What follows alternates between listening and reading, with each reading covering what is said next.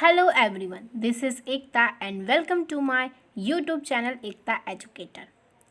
आज मैं यहाँ पर आपको बीएड के बारे में कुछ इन्फॉर्मेशन देना चाहती हूँ कि बीएड होता क्या है।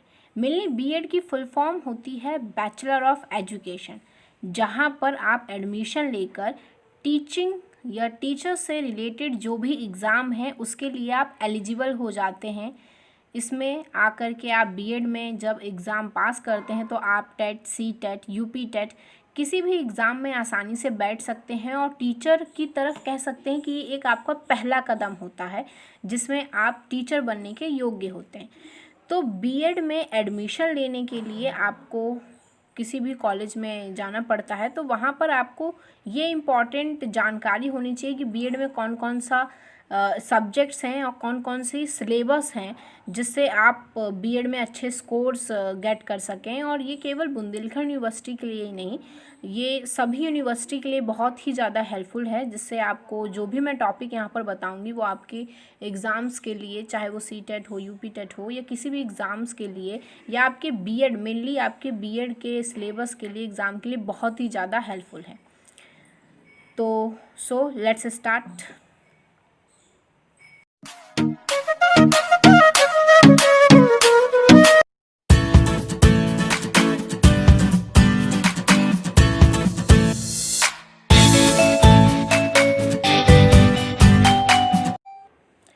बीएड में मेनली 6 सब्जेक्ट्स होते हैं और अगर आप बीएड फर्स्ट ईयर में हैं तो उसमें कुछ 6 सब्जेक्ट्स होंगे। और उसमें जो सबसे पहला सब्जेक्ट होता है जो एक कंपलसरी पेपर है, जो कि 100% आपके लिए ज़रूरी है और ये आपको लेना ही पड़ेगा। तो इसमें जो फर्स्ट पेपर होता है वो है philosophical and sociological perspective in education, जिसे दार्शनिक एवं सामाजिक शास्त्र की शिक्षा जिसे कहा जाता है। और ये कंपलसरी पेपर है। ये मेनली 100 मार्क्स के आते हैं और 100 में से 20 मार्क्स आपके असाइनमेंट में जुड़ते हैं और 80 मार्क्स का ये पेपर होता है जो कि आपकी खुद की मेहनत पर और आपके हाथ में होता है।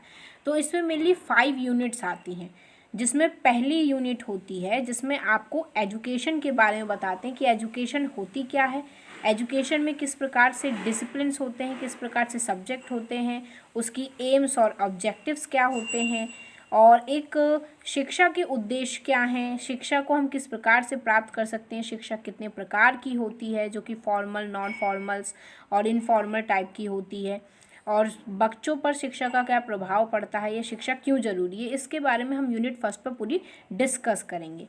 यूनिट सेकंड है हमारी, दूसरी यूनिट है सेकंड, जिसे हम meaning of philosophy of education, जिसमें हम ये स्टडी करेंगे कि शिक्षा क्यों आवश्यक है, मतलब दर्शन के हिसाब से शिक्षा क्या है, या दार्शनिक पहलू पर शिक्षा किस प्रकार से बिहेव करती है, शिक्षा या दर्शन का के बीच में क्या संबंध है, जहाँ पर हम बहुत सारे जो फाइलोसफर्स हैं, जिसमें हम वेदांत, बुद्धिज़्म, जैनिज़्म, इस्लाम धर्म के बारे में भी बहुत डीपली स्टडी करेंगे कि उनका दर्शन के प्रति उनका क्या कहना था या उनका क्या मानना था, उनको क्या कंट्रीब्यूशन था।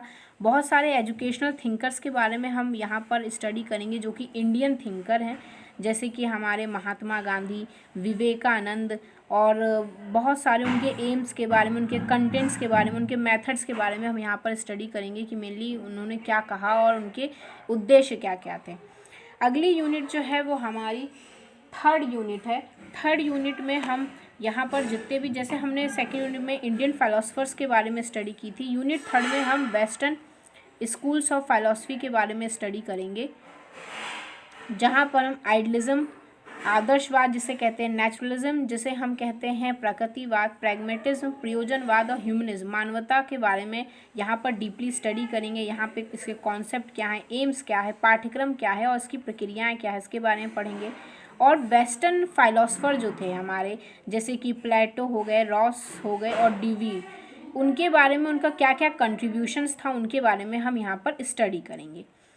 यूनिट फोर्थ जो है हमारी, इसमें हम सोशियोलॉजी या कह सकते हैं सोशलाइजेशन के बारे में स्टडी करेंगे कि समाज शास्त्र क्या कहता है, ठीक है, शिक्षा और समाज का क्या अर्थ होता है या उनके बीच में क्या संबंध देखने के लिए मिलता है हमें, और टीचर का क्या महत्व होता है समाज में, भारतीय सोसाइटी में, और ये इसके अलावा शिक्षा में बहुत सारे इम्पैक्ट्स के बारे में इसकी हम स्टडी करेंगे। शिक्षा का पर क्या प्रभाव पड़ता है, समाज का क्या प्रभाव होता है, उसके बारे में हम यहाँ पे स्टडी करेंगे।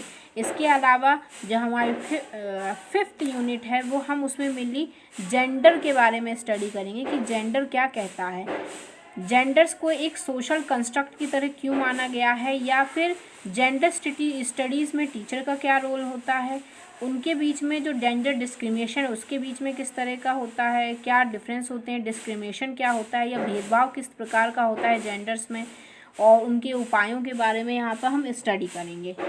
तो ये मेनली फर्स्ट ईयर का बीएड फर्स्ट ईयर के फर्स्ट पेपर का सिलेबस था।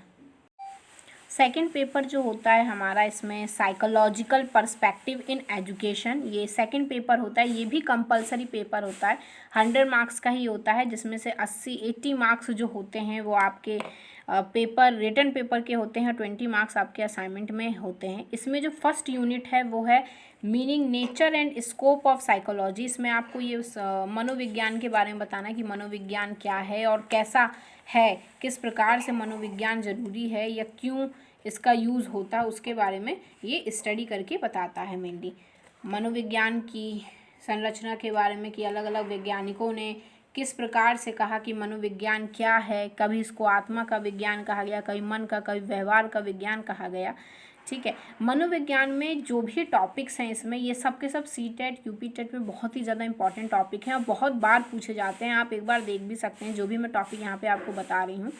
अगला यहाँ पर है हमारा यूनिट सेकंड, जहाँ पर बहुत ही जो फेमस हमारे साइकोलॉजिस्ट थे, जैसे थॉर्नडाइक हो गए, पावलव हो गए, स्किनर हो गए, इन्होंने बहुत ही इंपॉर्टेंट थ्योरी दी थी, उनके बारे में हमने स्टडी की है। यहाँ पर थॉर्नडाइक ने कौन कौन से लॉ दी हैं। इसके अलावा यहाँ पर हम मोटिवेशंस के बारे में भी स्टडी करेंगे कि मोटिवेशन क्या है या उसकी टेक्निक्स क्या हैं, और फैक्टर कौन कौन से हैं जो मोटिवेशन को प्रभावित करते हैं, मोटिवेशन का नेचर कैसा है, यहाँ पर हम स्टडी करेंगे। यहाँ पे जो थॉर्नडाइक, स्किनर और जो पावलव हैं और कोहलर की जो ये इम्पॉर्टेंट थ्योरी हैं जो हर एक एग्ज़ाम में बहुत ही डीपली पूछी जाती है। आप CTET की तैयारी कर रहे हैं, UP-TET की तैयारी कर रहे हैं, तो उसमें बहुत ही हेल्पफुल थ्योरी हैं और ये बहुत ही ज़्यादा इंपॉर्टेंट होती हैं। जब मैं आपको ये सभी समझाऊँ तो आप अच्छे से समझिएगा, क्योंकि बहुत ही ज़्यादा इंपॉर्टेंट थ्योरी होती हैं और हर बार एग्ज़ाम में भी पूछी जाती हैं। इसलिए और अगर आप आगे CTET UP-TET की तैयारी करें तो उसके लिए बहुत ज़्यादा इंपॉर्टेंट थ्योरी है ये।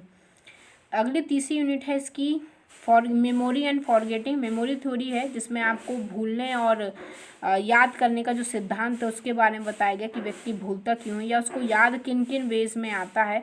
शिक्षा में यदि आप भूल रहे हैं तो उसके क्या फ़ायदे हैं या क्या नुकसान है उसके बारे में।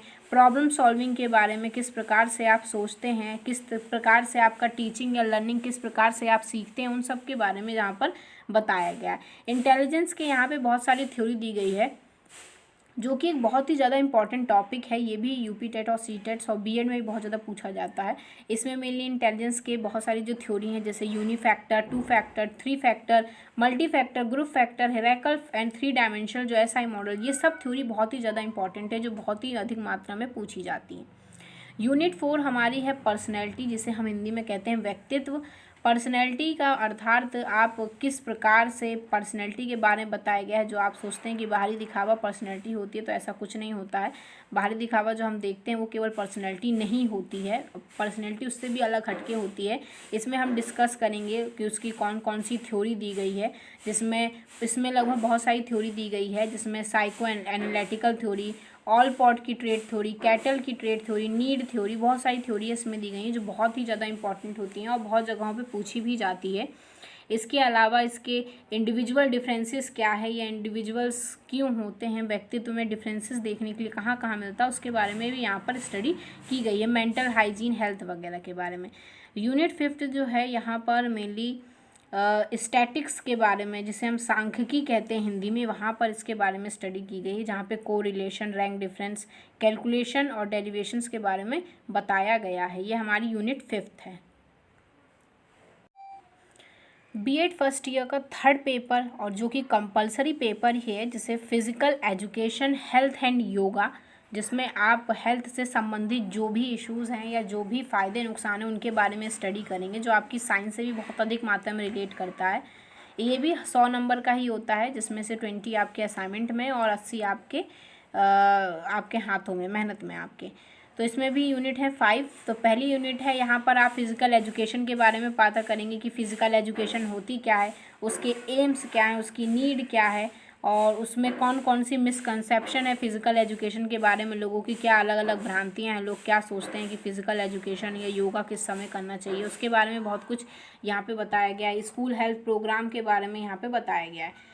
दूसरी यूनिट जो है हमारी है फिज़िकल फिटनेस, जहाँ पे बहुत सारे कॉन्सेप्ट्स के बारे में बताया गया कि फ़िज़िकल फिटनेस होता क्या है और कौन कौन से फ़ायदे होते हैं फ़िज़िकल फिटनेस के, स्कूल लेवल में इसका क्या प्रयोग है, या फूड्स का क्लासिफिकेशन किस आधार पर करते हैं, बैलेंस डाइट क्या होता है, या बहुत सारे जो न्यूट्रिएंट्स हैं, ये विटामिन्स हैं, हमको किस प्रकार से प्राप्त हों, उसके बारे में भी यहाँ पर बताया गया है। यूनिट 3 यहाँ पर है पर्सनल एंड एनवायरमेंटल हाइजीन। यहाँ पर यह है कि आप खुद अपनी सुरक्षा किस प्रकार से करते हैं, या जो वातावरण है वहाँ पर आप किस प्रकार से अपने एनवायरनमेंट की सुरक्षा करते हैं, ताकि एक आप अच्छा जीवन जी सकें, अच्छा जीवन, एक अच्छा समय बिता सकें। तो आप किस प्रकार से करते हैं उसके बारे में यहाँ पर पूरा बताया गया है, जहाँ पे फर्स्ट एड भी दिया हुआ है, और यहाँ पे बताया कि फर्स्ट एड स्कूल में किस प्रकार से यूज़ हो, या जैसे धूप लुआ लग जाए तो उस टाइम पे फर्स्ट एड किस प्रकार यूज़ कर सकते हैं, और सांप ने काटा या फिर कुत्ते के काटने पर, फ्रैक्चर होने पर फर्स्ट एड का प्रयोग किस प्रकार से कर सकते हैं, यहाँ पर पर्सनल और इन्वायरमेंटल हाइजीन पे बताया गया है। चौथी यूनिट जो है वो हमारी अलग अलग जो NGOs चलती हैं, नॉन गवर्नमेंटल ऑर्गेनाइजेशन, जो कि लोगों के हित के लिए होते हैं, उनके फ़ायदे के लिए होते हैं, उसके बारे में बताया गया है। जैसे कि malaria eradication programme, DDCP diarrhoea disease control programme, national TB control programme, और STD control programme, national family planning programme, polio and leprosy control programme, international health agencies, WHO, UNICEF और UNDP के बारे में भी यहाँ पर बताया गया है। यहाँ पर 5वीं यूनिट जो है वो है योगा के बारे में, कि योगा होता क्या है, उसके टाइप क्या है, उसकी आवश्यकता क्या है, या भ्रांतियाँ कौन कौन सी हैं। बहुत सारे योगा पोस्चर के बारे में भी यहाँ पे हमने बात की है कि किस समय कौन सा योगा करना चाहिए, क्या फ़ायदे होते हैं योगा के, अगर हम ये आसन करते हैं तो हमें क्या फ़ायदा होता है, या फिर कौन सी चीज़ें, मेडिटेशन स्कूल में क्यों जरूरी है, टीचर्स को योगा क्यों करना चाहिए, स्टूडेंट्स को योगा क्यों करना चाहिए, उसके बारे में बहुत ही ज़्यादा इंपॉर्टेंट तरीके से यहाँ पर बताया गया, जिसके बारे में हम बाद में अपनी स्टडी करेंगे। आपका 4th पेपर होता है बीएड में, जो कि एक इलेक्टिव पेपर है, मतलब आपको चूज़ करना पड़ता है कि आप 3 आपको पेपर देते हैं। इसमें से एक होता है कंटेम्प्रेरी इशू ऑफ एजुकेशन, दूसरा होता है करिकुलम डेवलपमेंट, और तीसरा होता है एजुकेशन एंड मेजरमेंट इवेल्युएशन।